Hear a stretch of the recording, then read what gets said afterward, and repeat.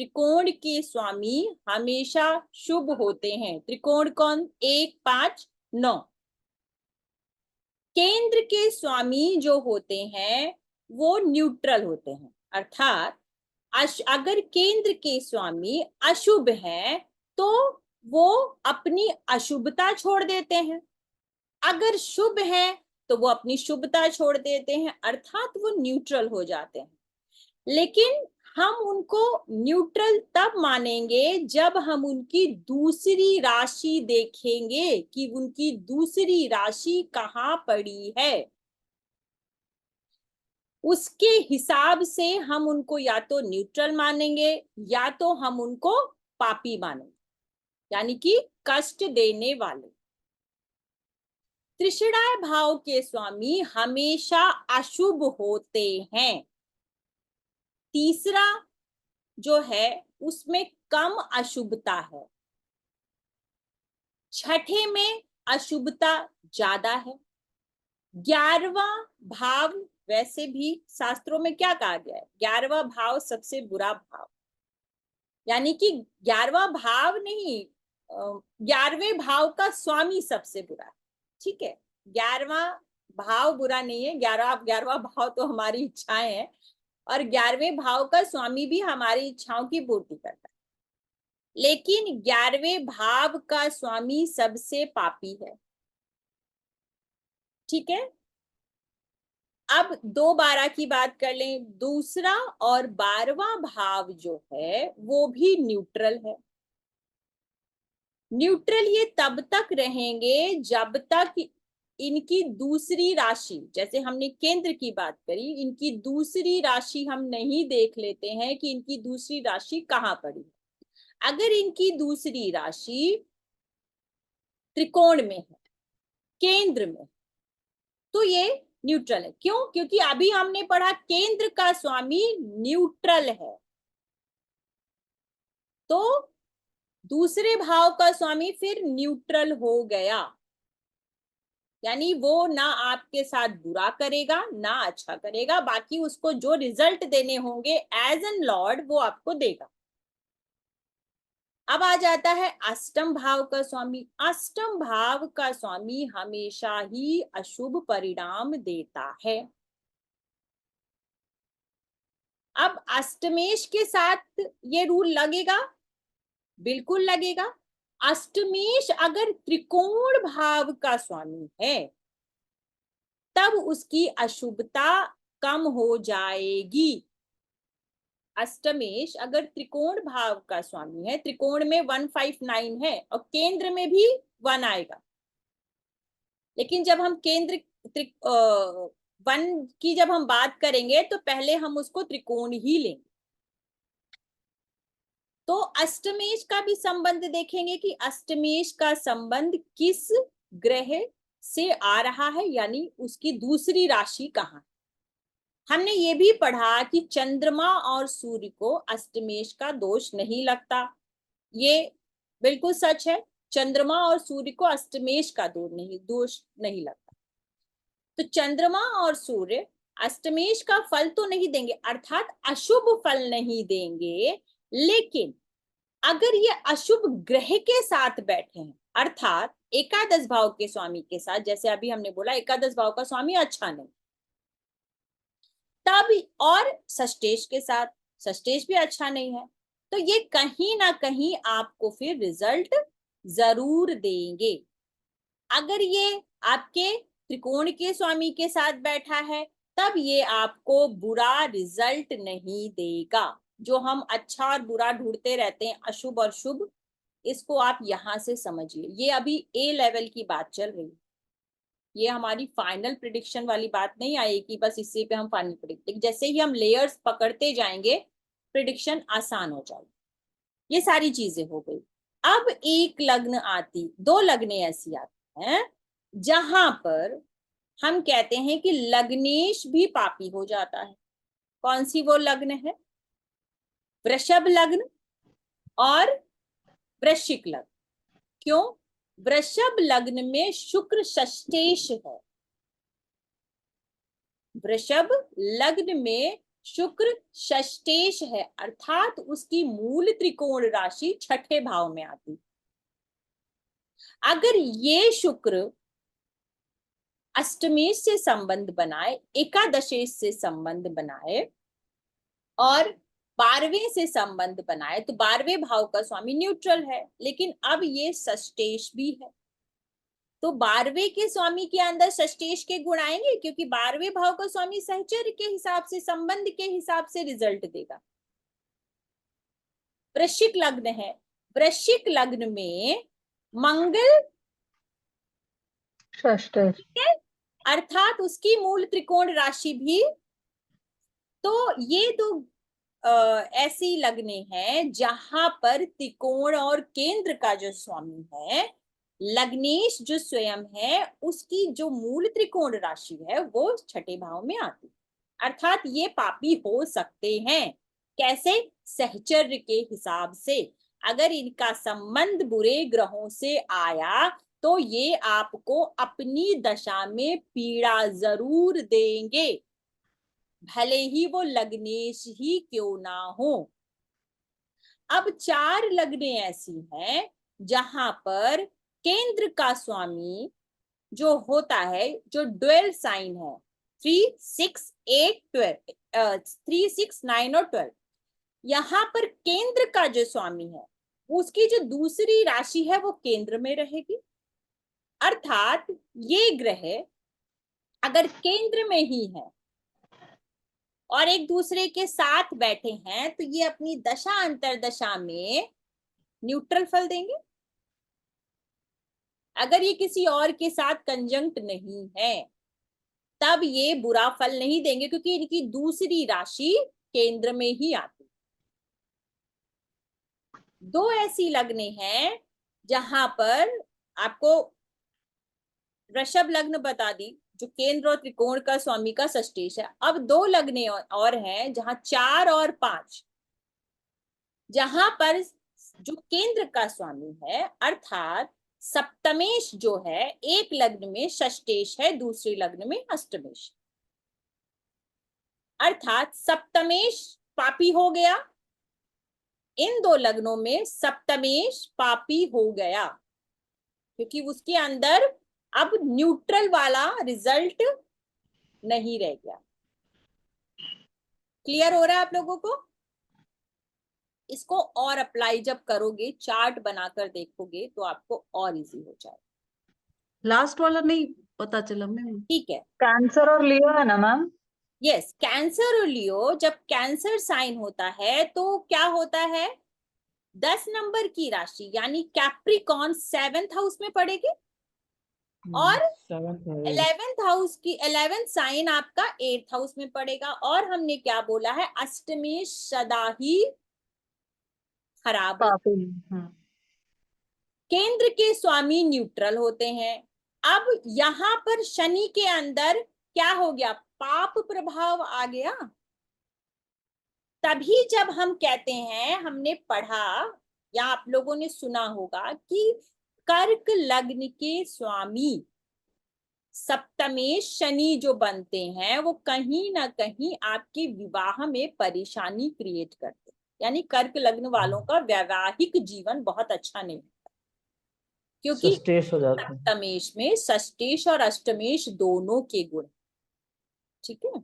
लेकिन सिर्फ इतने से ही हम ये नहीं कह देंगे कि ये बहुत ही खराब है। अभी हम सिर्फ रूल्स पढ़ रहे हैं, लेकिन ये रूल्स समझ लीजिए आपके रूट्स हैं प्रिडिक्शन के। अगर आपने इनको बाय हार्ट कर लिया तो कुंडली को पकड़ने में आपको ज्यादा समय नहीं लगेगा। अब आ जाते हैं लियो साइन, जो लियो लग्न है। तो लियो लग्न में मैं सबके क्वेश्चंस लूंगी, पहले ये मुझे थ्योरी कंप्लीट करने लीजिए। जो लियो लग्न है, लियो लग्न में अगेन सैटर्न की जो राशि है वो एक राशि षष्ठ में और एक केंद्र में आती है, अर्थात यहां जो हम केंद्र के न्यूट्रल की बात कर रहे थे कि अशुभ ग्रह अपनी अशुभता छोड़ देते हैं, लेकिन षष्ठेश तो बुरा है ना, अर्थात इस शनि के अंदर अशुभता है।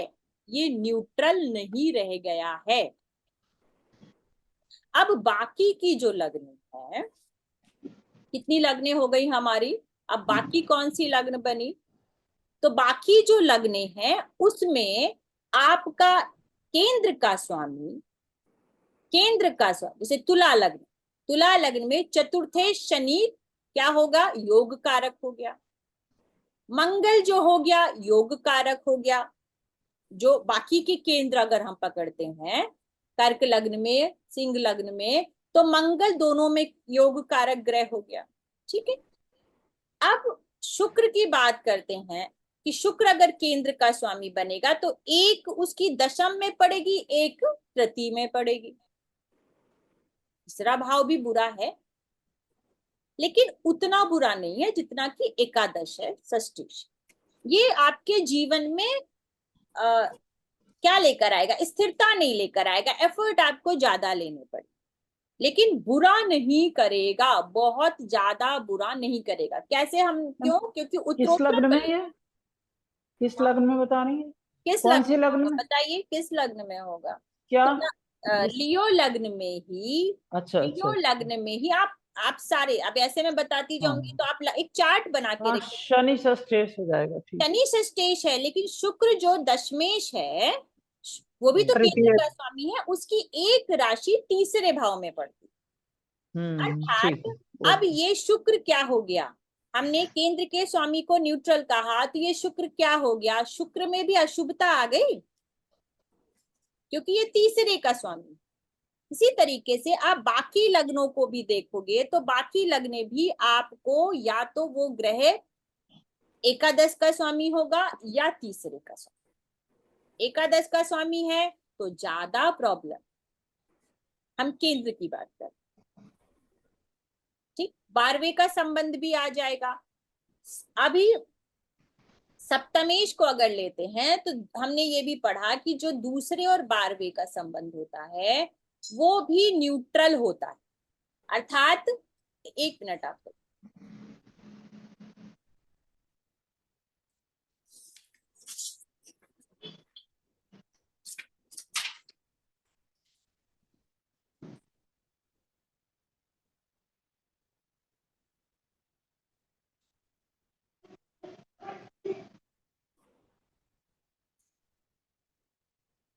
तो दूसरे का जो संबंध होता है उसको भी हमने क्या बोला कि वो न्यूट्रल रहेगा। अगेन वही केंद्र की थ्योरी लगेगी कि हमें ये देखना पड़ेगा कि इसकी दूसरी राशि कहाँ है।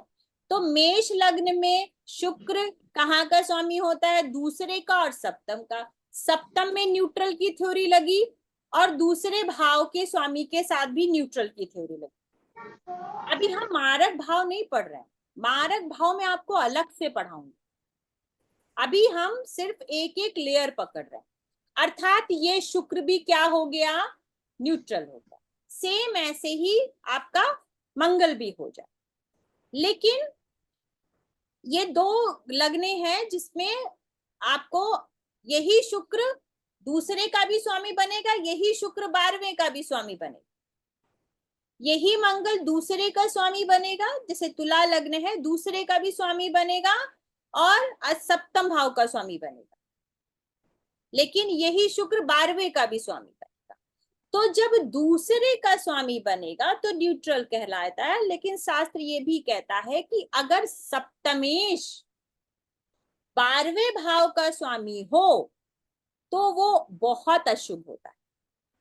ये हम अप्लाई करेंगे, सारी चीजें अप्लाई करेंगे। अर्थात हमने अभी तक मोटा मोटा ये समझा कि ये कौन सा ग्रह अच्छा है आपके चार्ट में, कौन सा ग्रह बुरा है।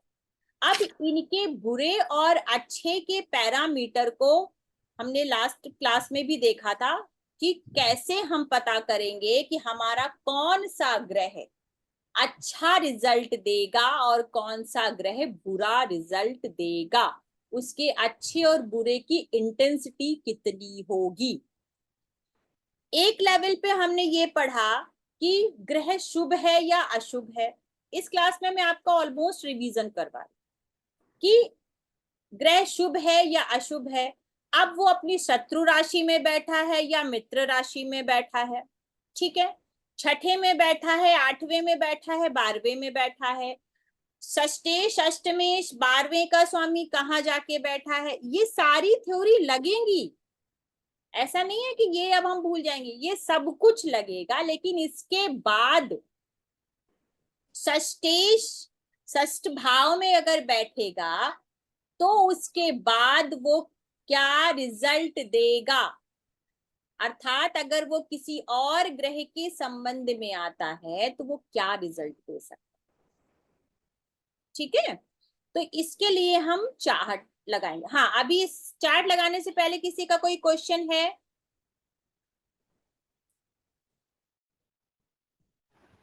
मैम इसमें हम क्या शनि और शुक्र को डिस्कस कर रहे थे, केंद्र और इसमें होंगे तो या कोई भी प्लैनेट?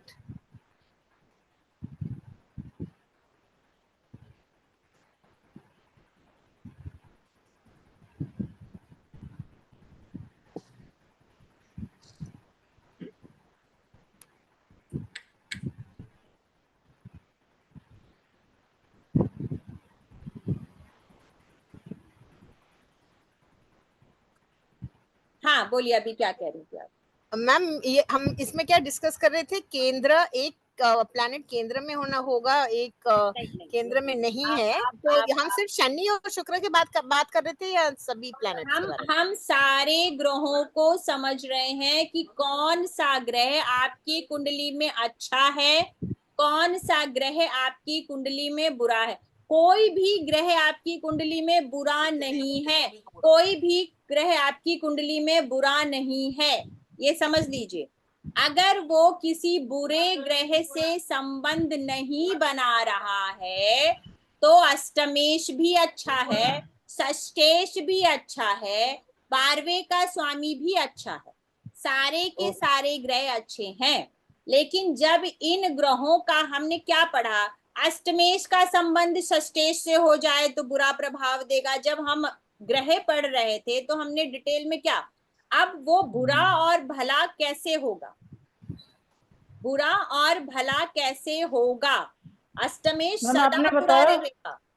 सप्तमेश 12वें का ये सप्तमेश 12वें भाव का स्वामी हो और सप्तमेश अगर 7 12वें भाव का स्वामी हो तो ये आपको बुरा होता है। प्रॉब्लम दे सकता जैसे है। वृष लग्न में होगा ना मंगल, हाँ, 7th दे हाउस भी और सकता है। 12th भी। क्यों? क्योंकि 12वें भाव के स्वामी के अंदर सेपरेशन के गुण होते हैं, वो अलगाव के गुण रखता है। वो जो भी ग्रह हो, ठीक, वो बुध ही क्यों ना हो, वो अलगाव के गुण रखता है। तो अब हम चार्ट लगाते हैं, आपको समझ में और आएगा जो मैंने आपको अभी तक पढ़ाया है, और भी समझ में आएगा कि मैं आपको क्या बताना चाह रही हूँ। आप लोगों को एक चार्ट भेजा। कुंभ लगन है, इसमें इसमें कैसे होगा? क्या कुंभ लग्न है? कुंभ लगन है तो 12th में 10 राशि आ गई ना शनि की। शनि की 10 राशि आ गई, तो जो लग्नेश है वो केंद्र का स्वामी हो गया, त्रिकोण का स्वामी हो गया। 12वें का स्वामी तो न्यूट्रल ही है ना। हाँ, तो अब उसकी अगर केंद्र और त्रिकोण यानी कि लग्न में मेन राशि आ रही है तो अब शनि तो शुभ हो गया, शुभ मानेंगे। क्योंकि 12वें का स्वामी अच्छा। नैसर्गिक अशुभ ग्रह, नैसर्गिक शुभ ग्रह की हम बात नहीं कर रहे हैं, हम भावों के स्वामियों की बात कर रहे हैं। तो यहाँ पर शनि आपका शुभ हो गया, लग्नेश हो गया, उसकी दृष्टि, उसकी युति, सब कुछ शुभ है। अच्छा, अगर वो 12th का अच्छे होना। संबंध में बैठा है तो 12वें भाव से आपको लाभ है, विदेश से आपको लाभ है, ठीक है, इन्वेस्टमेंट से आपको लाभ है। आगे देखते हैं। पूजा जी, इन शॉर्ट ये हुआ कि केंद्र के लॉर्ड्स और सेकंड और 12th के लॉर्ड्स न्यूट्रल है, लेकिन इनकी दूसरी राशि अगर वो मूल त्रिकोण राशि इनकी त्रिकोणों में और केंद्रों में पड़ेगी तो ये शुभ है, और मूल त्रिकोण राशि इनकी अशुभ स्थानों में पड़ेगी 3, 6, 8, 12 या अष्टम में, तो ये अशुभ हो जाएगी। बिल्कुल सही। इनकी दूसरी राशि कहाँ पड़ रही है ये आपको देखना है। अच्छा, इस मेन मूल त्रिकोण, मूल त्रिकोण राशि, करेक्ट, ठीक है, क्योंकि हाँ। ऑब्वियस सी बात है मूल त्रिकोण राशि जो है वो बहुत इंपॉर्टेंट रोल प्ले Right. करती है। तो थैंक यू। क्योंकि ग्रह उसका रिजल्ट ज्यादा डिलीवर करता है। ठीक। अच्छा, इसके साथ साथ और भी 2-4 स्टेप्स हैं। क्या है कि आपको ये देखना है कि जैसे मान लीजिए षष्ठेश और एकादशेश अगर ये शुभ ग्रह है तो आपको पीड़ा कम, नैसर्गिक शुभ है। हाँ, नाच। कोई भी षष्ठेश, अष्टमेश, एकादशेश नैसर्गिक शुभ ग्रह है तो पीड़ा कम होगी, अर्थात ये भी कह सकते हैं आप पीड़ा से निकल सकते हैं। निकल, क्योंकि शुभ ग्रह शुभता देते हैं, अशुभ ग्रह शुभता देते हैं। और यही एकादशेश आपका अशुभ है तो आपको कहते हैं ना खून की आंसू रुला सकता है। समझ आया? कुछ Yes. भी हमको छोड़ना नहीं है। शुभ ग्रह शुभ होते हैं, अशुभ ग्रह अशुभ होते हैं। लग्नेश हमेशा शुभ होता है, वो चाहे कोई भी ग्रह क्यों ना हो। लेकिन अगर लग्नेश जैसे वृश्चिक लग्न में है मंगल तो ये अशुभ हो सकता है। ठीक है, क्यों? क्योंकि लग्नेश अशुभ हो गया, अशुभ हो सकता है। आपको मंगल की दशा में ही अगर यही मंगल, क्योंकि क्या बोला, छठे भाव का स्वामी अशुभ है, लग्नेश शुभ है। अब एक व्यक्ति को 2 डिपार्टमेंट्स दे दिए गए हैं। डे शिफ्ट में वो अच्छा काम कर रहा है, नाइट शिफ्ट में उसको अपना दूसरा काम करना है। अगर नाइट शिफ्ट वाले लग्नेश को, यानी कि छठे भाव के लग्नेश का संबंध एकादशेश के साथ हो जाए, छठे से छठा, अष्टम भाव के स्वामी के साथ हो जाए, तो क्या ये लग्नेश संगति का असर, सहचर्य संबंध, ठीक है। तो जैसा आपका संबंध, आपका रिलेशन होगा तो उस ग्रह के गुण आप में आएंगे, आपके गुण वो ग्रह लेगा। तो जब आप युति देखते हैं तब आपको लगता है अरे ये तो पंचमेश है, ये कैसे पीड़ा दे सकता है। पंचमेश का संबंध करप्ट ग्रह से हो गया है, पापी ग्रह से हो गया है, इसलिए वो अपना काम करा सकता है। जैसे अगर शुभ ग्रह क्या करते हैं, अगर वो पापी ग्रह के साथ हैं और वो मारक भी हैं तो वो उनको लगता है कि भाई मान लीजिए गुरु को कोई काम करना है, गुरु पंचमेश है, अष्टमेश भी है, तो गुरु है कि मैं पंचमेश हूं, मैं कैसे मारूं, क्योंकि त्रिकोण के स्वामी हमेशा शुभ होते हैं, लेकिन मैं अष्टमेश भी हूं, तो जिसकी युति के साथ होऊंगा मैं उसके अंतर में या उसके प्रत्यंतर में रिजल्ट दूंगा, मैं खुद दोष नहीं लूंगा। बेनिफिट के साथ हुआ तब। यस, ठीक। चलिए अभी जब चार्ट्स लगाएंगे तो आपको ज्यादा समझ में आएगा। जी लोकेश जी, आपका कोई सवाल था? नहीं, वो फॉर्चुनेट हो गया। ओके, ठीक है।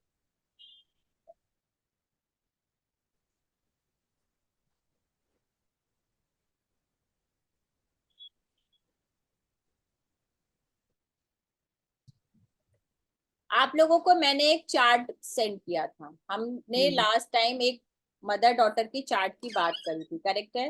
किसने उस चार्ट को गो थ्रू किया? मैंने किया नहीं। चलिए कोई बात नहीं, यहाँ पे मैंने डिटेल्स लिख दी हैं, ये आपको आज पीडीएफ मिल जाएगा। यहाँ पर ये डॉटर का चार्ट है, इसको भी डिस्कस करेंगे। ये मदर का, इसी चार्ट से मदर का चार्ट बनाया, ये मदर का चार्ट नहीं है, इसी चौथे भाव को लग्न बना लिया, ठीक है। सैटर्न केतु का समय चल रहा था, मतलब ये है अभी 1 नवंबर 2023 की बात है। ठीक 1 नवंबर 2023 प्लीज की बात है।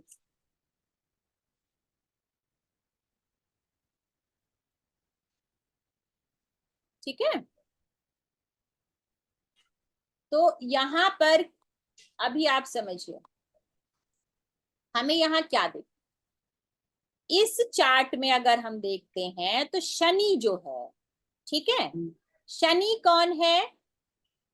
अष्टमेश और नवमेश। अष्टमेश और नवमेश नवमेश है। ठीक, ओके, अच्छा अष्टमेश और नवमेश है। सिर्फ अभी हम शनि को पकड़ रहे हैं, बाकी हम और भी आज हम चौथा भाव करेंगे, चतुर्थ के सारे करेंगे। ऐसी तरीके से हम एक एक ग्रह को पकड़ेंगे, लेकिन इवेंट समझाने के लिए आपको बता रही हूं, ये शनि जो अष्टमेश है वो कौन है? आपका भाग्येश है। अगर हम शनि की दशा को देखें, शनि को देखें तो शनि मित्र राशि में है। ठीक, ओके, शनि अर्थात त्रिकोण के स्वामी सदा शुभ होते हैं, अष्टमेश बुरा होता है। लेकिन अष्टमेश की मूल त्रिकोण राशि कहाँ है? 9th हाउस में। 9th हाउस में है। सैटर्न अगेन 9th हाउस को देख रहा है, यानी भाग्य को बली कर रहा है। ठीक है, इसके आप समझिए, इस सैटर्न के अंदर जो अष्टमेश के गुण होंगे वो शुभ गुण होंगे। समझिएगा इस बात, तब तक होंगे, कब तक होंगे ये भी समझिए, जब तक इस अष्टमेश का संबंध किसी और मैलेफिक ग्रह से नहीं होगा। क्या इस अष्टमेश का संबंध और भाग्येश का संबंध किसी मैलेफिक ग्रह से हो रहा है? यस, मंगल से हो रहा है। मंगल इस लग्न में बहुत ही पापी है। पापी है, 6th and 11th। ठीक है, षष्ठेश और एकादशेश है। ठीक, तो ये आपको पीड़ा दे रहा है। किसको दे रहा है पीड़ा?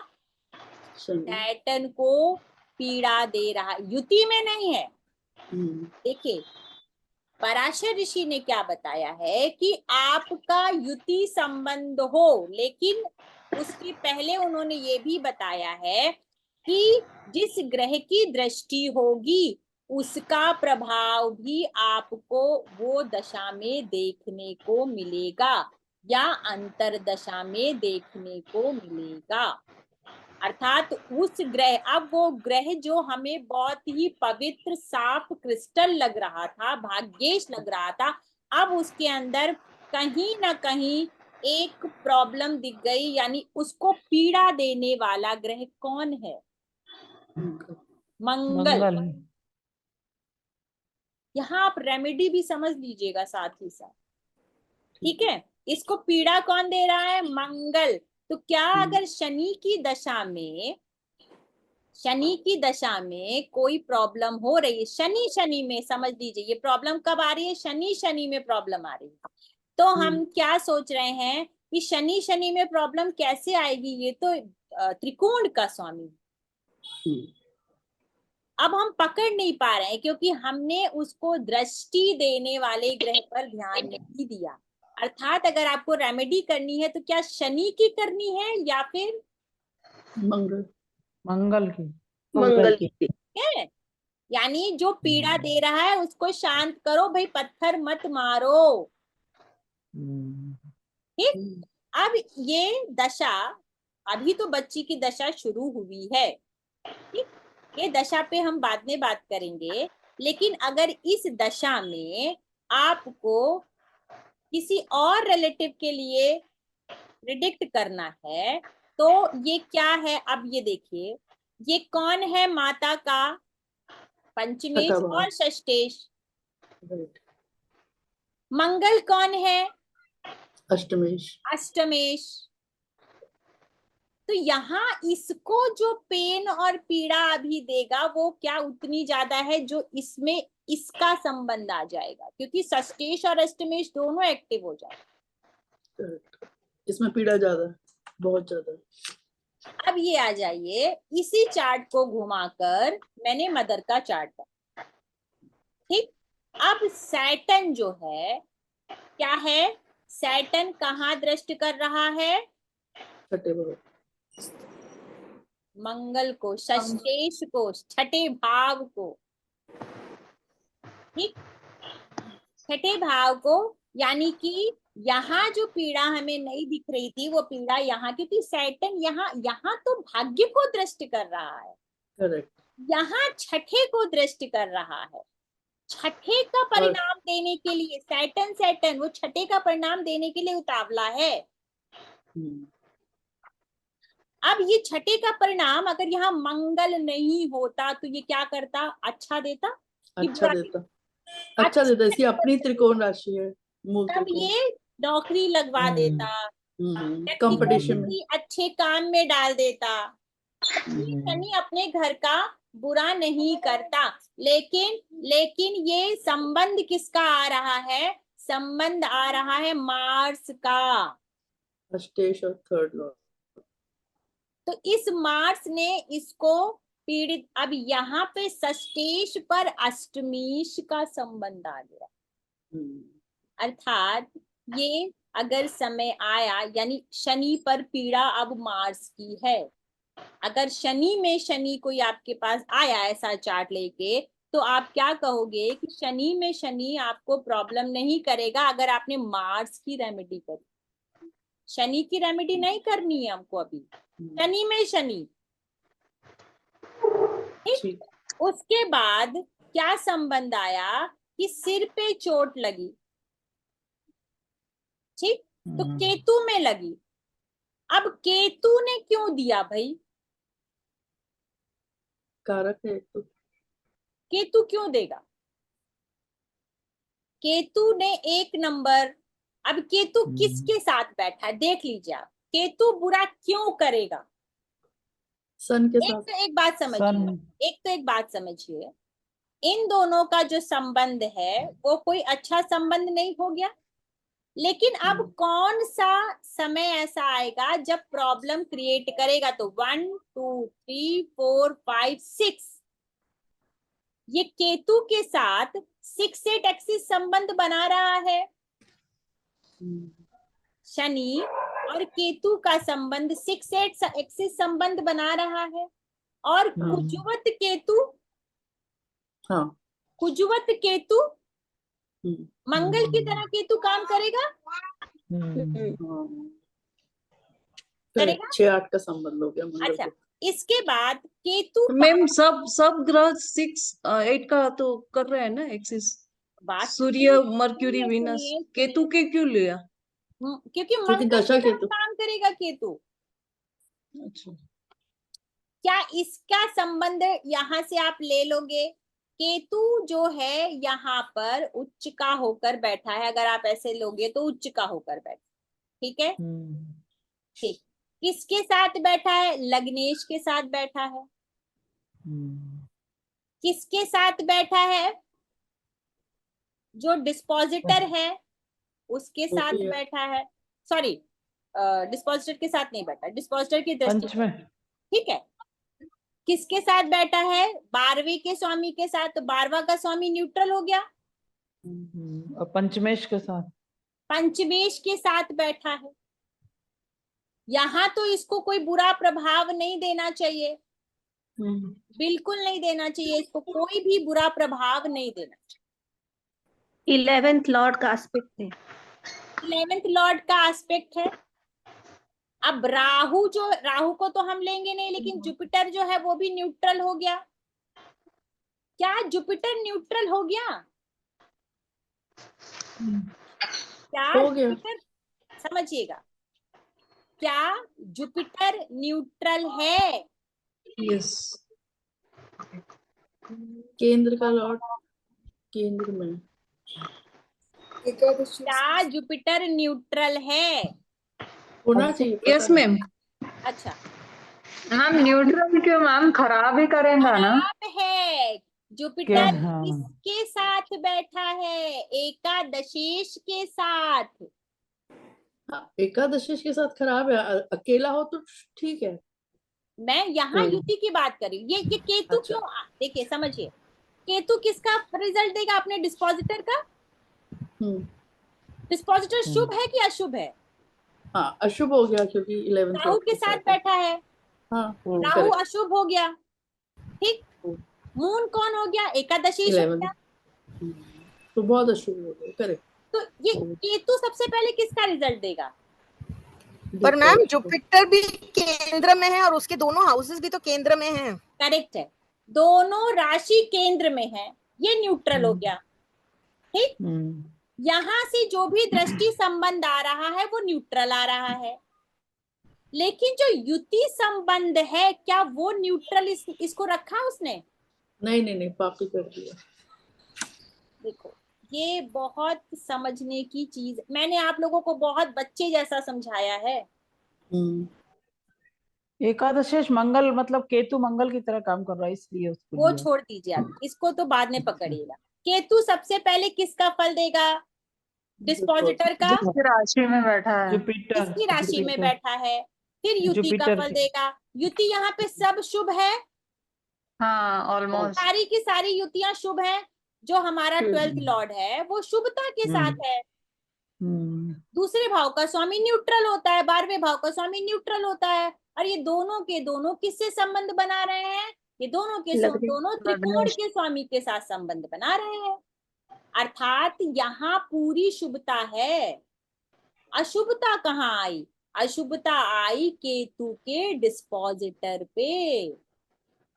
केतु का डिस्पोजिटर, केतु का डिस्पोजिटर केतु को दृष्ट कर रहा है, केतु को बोल रहा है कि मैं नहीं कर सकता, मैं यहाँ अशुभ हो गया हूं, मेरा रिजल्ट तुम दो, क्योंकि मैं एकादशेश के साथ हूं।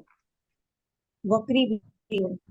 ठीक है, वक्री भूल जाइए, भूल जाइए, मैं ये वक्री है उसको किनारे कर दीजिए।